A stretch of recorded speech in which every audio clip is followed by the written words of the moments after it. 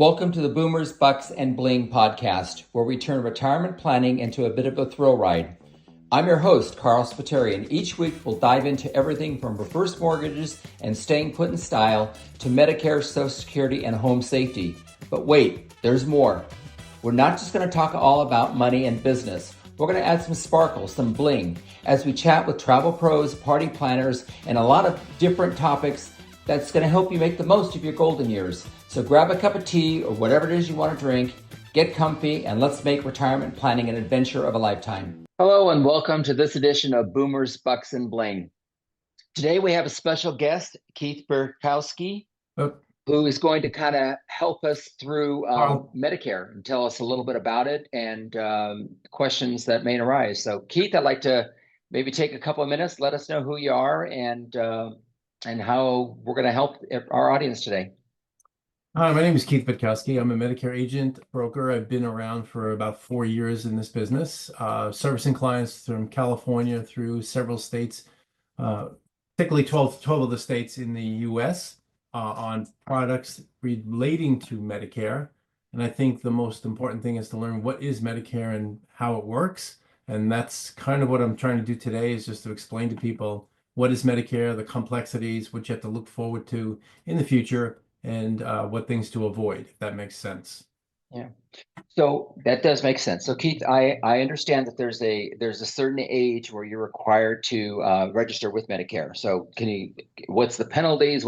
How do you what if you miss it? Tell us a little bit about that, Sure. that kind of stuff. So when you start looking for Medicare, it's there's what they call a 7-month window. So it's 3 months prior to your birthday month, and 3 months after. So if your birthday is in July, okay, it would be April, May, June, you could start to apply for Medicare, and also August, September, October. So what I recommend to clients is that in April 1st, you apply by contacting ssa.gov.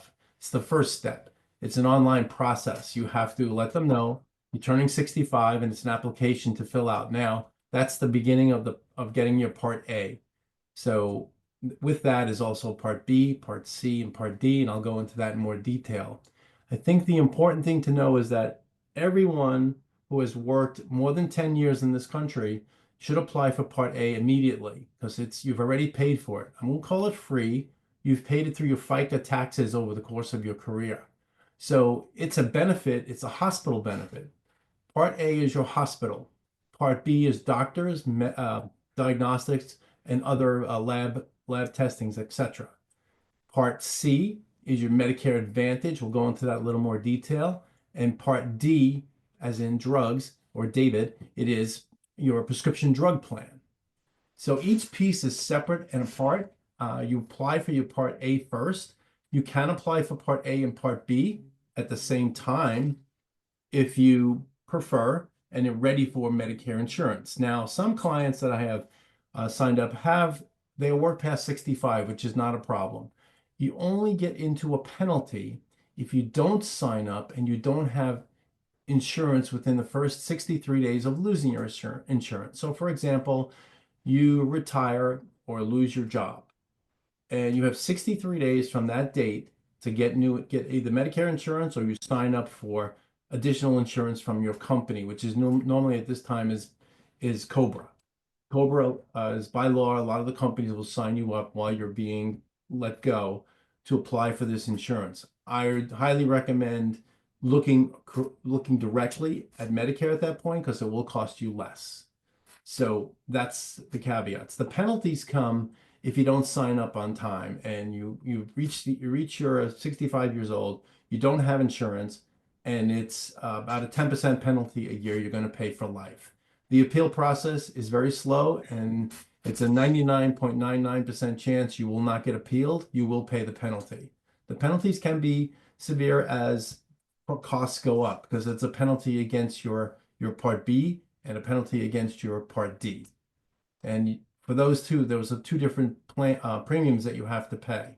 Premium on Part B would have to be in regard to your income from the prior 2 years. Part D, which is prescription drug plan, it's signing up at the right time to make sure you don't get a penalty, which would also be 10%. 10% of what? 10% of the plan. So for example, if the plan were $185 for Part B, you'll pay an additional 10% for life, which would be $18.50. And if it goes up, it increases. And the Part B premiums do go up. They increase every couple of years. Okay. And it's not a lock-in at Part B that's the minimum you'll pay. It's all predicated on your income from 2 years prior, your AGA, your adjusted gross income. So what happens is Medicare will put your application through with the IRS and see what your AGI was 2 years prior to applying. They will send out a letter and tell you that here is your Medicare payment of $185. Within 3 weeks after you get that letter, you will get an additional letter.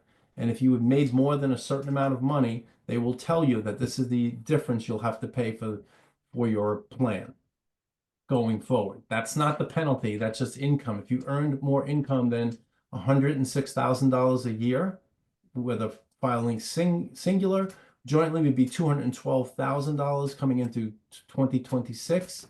The minimum you'll pay on Medicare Part B is $185. The minimum. Yes. So it goes up from there There's a depending on how much income you make. Yes, there's a tiered schedule for that, and I'm happy to share that with anyone. It's also, you can find it online, but it changes as we obviously as we go based on economics. Now, And is that age related? Like at a certain age is it stop, or no, is it's not, as because long as you're making money? it's based on your income. It's based on the income you had 2 years ago, whether you're 65 or 68. You could still not have taken your Medicare at the age of 65 because maybe you're on a spouse's policy and she's got you covered or he's got you covered. So you don't have to apply for Medicare. That's why I said earlier, everyone should apply for Part A no matter what when they turn 65. Okay, but you can take parts B, C, and D at any time throughout your aging process. It depends on your situation. If you're retiring, when do you want to start Medicare? A lot of times the Medicare programs are very inexpensive versus company plans because there's no maximum out of pocket like there are on some plans today. That's a whole nother subject. Everyone's case is different. It's whether they're single, they're retiring, or they still work. You can still work for a company, other than if you work for a company that's less than 20 employees, you need to apply for Medicare because that's going to be your primary. Okay, so let's say you're because the retirement age seems to be getting pushed out. Roy used to think 62 to 65. Now it's 66, and I know people personally that are in their mid 70s that are still working. They Yes, have an employee plan. right. Would it be more advantageous for them to take Medicare on a cost basis or keep the employee plan? It depends on the plan. Some examples, clients I have that worked for AT&T have a better plan staying with that plan than somebody who works for some other small company. Because it really depends what your maximum out of pocket's going to be. That's your deductible. But also, what are you paying per monthly premium? I just talked to a potential client today where she's paying just for herself over $800 a month under her plan. She just turned 65. And I can save her probably half that money on a Medicare supplement plan just for herself. Her husband's a little bit older, but even so, what he's paying onto that plan, we can still save him money to the point where it's about 50% of what she's paying today without the big maximum out of pocket. Okay, so you just added a word there, supplement. You said Medicare supplement plan. Medicare, okay, so let me go back a little bit if this makes sense. So Medicare A is your hospital, Medicare B is your doctor. C, we'll talk about in a minute, it's Medicare Advantage. That's an HMO plan. And there's Part D for your prescription drug. Supplement is also called Medigap. It's the fill-in. So anybody can just sign up for A and B when they turn 65. But the difference is you can be stuck with a large maximum amount of pocket, depending on what Medicare will pay. Supplement or Medigap are the two terms used synonymously. They are the same thing. That's the gap that fills the gap. So if you buy a Medicare supplement plan, you're going to pay a premium every month. And that premium is based on where you live and usually age when you sign up for it. But that will suffice your payment. Sorry, Carl. it'll assist you in payments for your, like if you go to the hospital. So for example, uh, the one thing you'll have to pay when you go to the hospital will be your Part B deductible, which is $257 a year, and that's it. So I had a client who went to emergency surgery and she had a $30,000 bill under Medicare supplement. Her payment through Medicare was the $257. Medicare picked up the rest. That's the Medigap supplement plan. So when you get Okay. A and B, you would also want to get either a supplement or Medicare Advantage plan. Let me So, explain. so go ahead. I was going to explain about Medicare Advantage. It's an HMO. It's a health maintenance organization. It's a network. You have to have a primary care physician to get any referrals. You can't go out of network.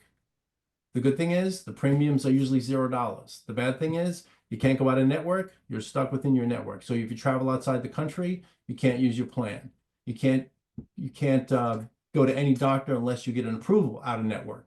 You can't go to any doctor unless you get an approval within the network from your primary care physician. Your premiums will be zero, but the maximum out of pocket on average for 2025 through 2026 are somewhere between $3,500 and $8,000 on a plan, depending on the different plan structure. Now, these plans will have dental and vision and hearing in them, but again, you're in a locked plan. You have a gatekeeper, and that's the HMO plans.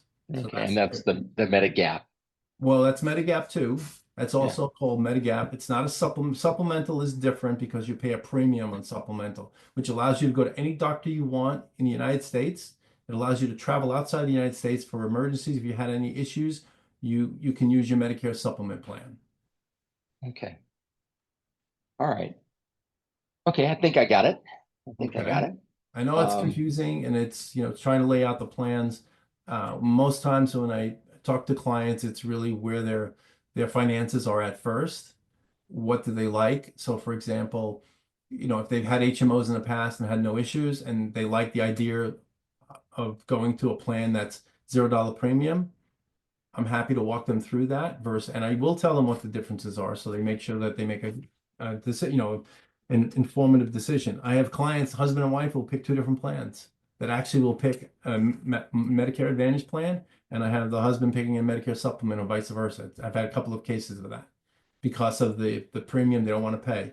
And I just say that if you can afford to, the Medicare supplement plan allows you more flexibility. You can go to any doctor in the US. You're not locked in. You pay for the service and it's worth it in the long run based on you're as healthy as you are now. You may not be as healthy as you are in 10 years. And things okay. change. Plans change. More plans on the HMO side will change quickly. Doctors leave those plans, get out of contract because maybe they're not getting paid enough based on their reimbursement. So then in those situations, I have to find the client another plan or another primary care physician that's in that plan. More times than not, they like to stay with their primary care physician. So Hmm. it's a little bit of a loop of issues that you have to go through. Finding the right doctor, finding the right plan, and they're all based on zip codes.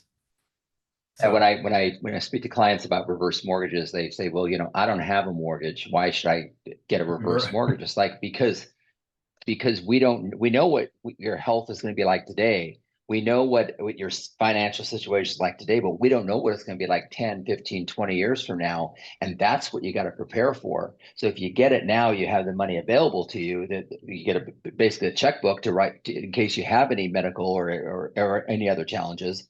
But you don't need it, you don't pay for it unless you use it. This exactly. is kind of the same parallel where you can use the HMO, but if you ever need that specialty, maybe that's the time. You want a little bit extra because now we're dealing with your life. I mean, if Well, you're healthy at age 65, you're healthy at age 65. Doesn't mean you're going to be healthy at 95, right? So, very true, very true. And we are living longer. I mean, I have mhm. clients that have signed up and changed policies for them that are in their middle to late 80s and very healthy. My mother's on a policy. She's 94. And I think Oh, she's going to great. keep, going along and, she's got a good policy that's going to cover her. You brought up a good point about reverse mortgages. It's very similar in one respect to Medicare. The one thing too is people will pick a policy like Medicare Advantage, which I told you was an HMO, because there's Hmm. no premium. And it's Right. great, I'm not paying all these premiums, I'm saving money. The minute they go into the hospital and have an event, so let's just say you have a stent put in, a pacemaker, and that person decides, I had a really bad experience with the HMO. I want to get a new plan. I want a Medicare supplement. More times than not, you cannot get them a Medicare supplement plan. They will deny you. Because they've been diagnosed with Correct. something And already. it's different than the Obama plan where everybody was guaranteed. You are guaranteed health care, but then you have to stay. You had that event, you have to stay within your Medicare Advantage plan. No one will take you. If you're overweight, it's hard to get a Medicare supplement plan. You have to fit in the category of age and weight. So they do have criteria when you're trying to switch plans. More of the plans are predicated around if you have cardiac issues. So it's important to think about family history when you're signing up. What do you really want out of this plan? Because the value is you get a plan like a Medicare supplement, you're going to end up sticking with it the long term. So today, while you're in good health, you should look at your kind of your family history because we tend to follow the path, right? And choose the right plan because just because you get a plan today doesn't mean you're able to switch to a new plan 5 years, 10 years from now. Right, when you're in an HMO plan. Now, it's most of the clients will, when they sign up for a Medicare supplement plan, will stay with that carrier because across the board, Medicare supplement plans are all the same. What I mean by that, they offer the same benefits across the plan for every carrier. It's built in that way through Medicare. Medicare Advantage plans are very different because they don't have to offer dental or vision. They don't have to offer these diagnostics, so they can offer less of a payment for MRI or CT. So those plans can be a lot different. The co-pays are different within the Medicare Advantage plans. So I usually sit down with clients and I talk to them and let's go over your history a little bit, medical history, what your thoughts are. Have you had some incidences in the past? Where do you see yourself being in 10 years? Because it's important to pick the plan that's going to be right for you. And there are numbered lettered plans within supplement, whether it's a plan N or a plan G. Things depends on if you want to take a less of a payment or do a high deductible in those plans and still have you'll have a maximum deductible of about $2,875 if you take a high deductible. And I will tell clients to make sure you put that money aside because that you'll have to pay first on a Medicare supplement plan. They just started coming out with more of these high deductible plans, which would cost you probably $57 to $70 a month for a Medicare supplement. But then you have the maximum out of pocket would be $2,875 as of this year. Okay. So you brought it, you mentioned a couple of times regarding vision and dental. So when we think of medical cost, we think of medical costs, right? Going to a doctor, but I believe vision and dental as you're aging it becomes very, very important. Can you expand upon that a little Sure. bit? So it's one of the things that Medicare Advantage, when they built the policies, because they're trying to cover a lot of ground, so they built the plans that include dental, vision, hearing. And that could be hearing aids for up to, for 2 years. That's a vision, get frames, get your eyes checked. Dental, preliminary things like getting cleanings. And you don't pay for any of these services under the Medicare Advantage plan because it's all encapsulated. But you're going to pay max amount of pocket in some respects for the health part of it if you went to the doctor for the hospital side of business. Most of the dental, vision, and hearing plans in the Medicare Advantage are $0 to the client. They're built into the plans. And obviously these are the Medicare Advantage are from the private insurance carriers that are approved by the federal government. So it's easier that way in one respect that you can build a plan for them and it covers everything, but not every doctor takes those plans. Not every doctor takes the dental plan. The other side of the coin, if you go to Medicare supplement, you can buy or usually sell clients a Medicare policy, their Medicare supplement, their Part D, and then we talk about dental and vision. We have some dental vision hearing plans as well, and it depends on what they want. So there's different carriers out there that we can go with that are like MetLife, Delta Dental, Emeritus, Liberty Mutual, some of the few that I sell. They have all different kinds of plans with minimum and maximum out of pockets or maximum payment Dental does it differently. We have maximum out of pocket for medical, and then they say it's a medical what you can spend per year. So that's also important. You have implants or we're thinking about implants. You want to get a policy that covers those. So it's something to consider when you're, building your health insurance for the future. I know it's confusing. I apologize for that. It's hard to, put every piece in order. At times, it gets a little bit mixed up, but bottom line is Medicare Advantage is one plan, Medicare Supplement is another plan. Medicare Advantage is all inclusive for products, but not all inclusive for doctors. You're stuck with a doctor in your particular area or zip code, or you're under your primary care physician. Medicare Supplement by itself, you can go to any doctor in the country, and you can use that outside the country if need be in an emergency. And then with the Medicare Supplement, you would buy a separate policy for your dental, vision, hearing. There are also gym memberships on both sides. A lot of them are included called No silver kidding. sneakers. And but a majority of people don't use them. When I sign people up, I ask them if they are interested in gym membership. Like, no, I don't want to go. I said, you should. It's very important. It keeps you healthy. And we do health risk assessments at the end of these applications, and you get get to know a little bit about a client, and they're not always that interested, and some are, and there are other policies that and now in Medicare supplement policies they do include. It's called Renew Active under United Healthcare, and this other plans under Cigna. It's called sorry, at the top of my head I can't remember the name, but they do offer that, and that's part of the supplement plan.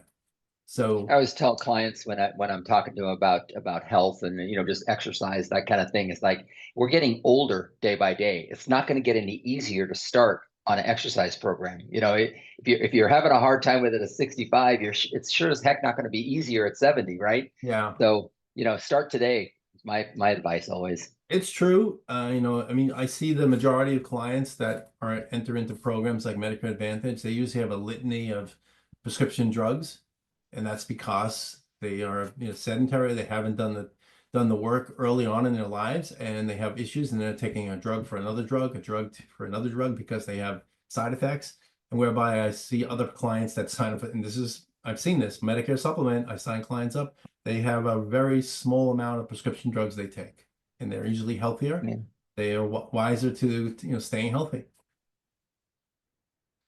Well, Keith, I'm very respectful of your time. I try to keep these podcasts on a shorter time for anybody.